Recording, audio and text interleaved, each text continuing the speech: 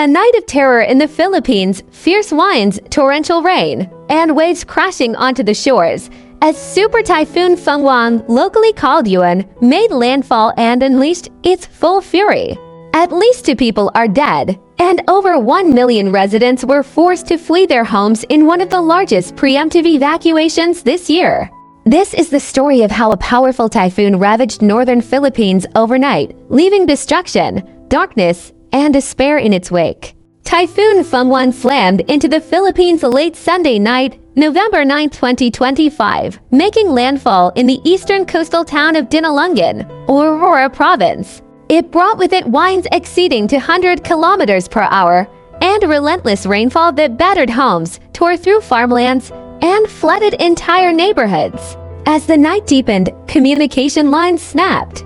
Many towns were completely cut off from the rest of the country. Emergency crews battled to reach stranded families as roads were blocked by fallen trees and toppled power poles. Residents say it was the worst storm they've experienced in decades.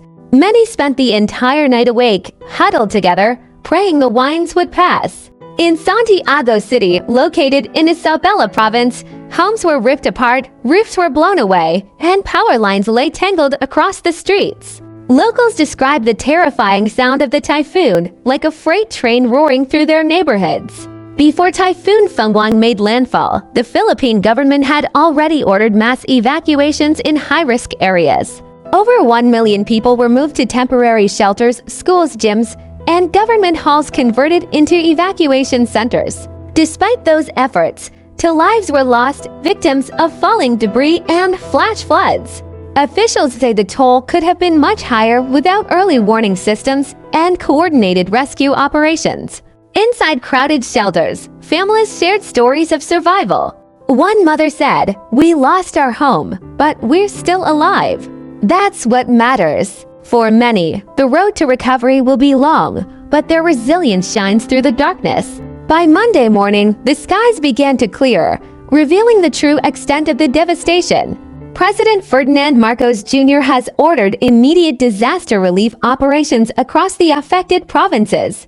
Rescue teams, police, and military personnel have been deployed to distribute food, clean water, and medical supplies. Engineers are working round the clock to restore electricity and clear major roads that remain blocked.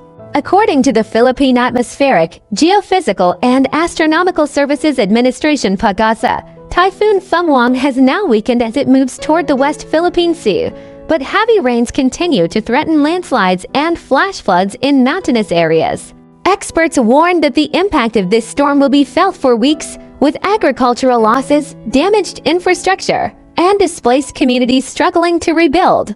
Typhoon Fung-wong is the 22nd tropical cyclone to hit the Philippines this year, a stark reminder that the island nation sits right in the Pacific typhoon belt, one of the most disaster-prone regions on Earth. Scientists have repeatedly warned that climate change is making storms more frequent and more intense.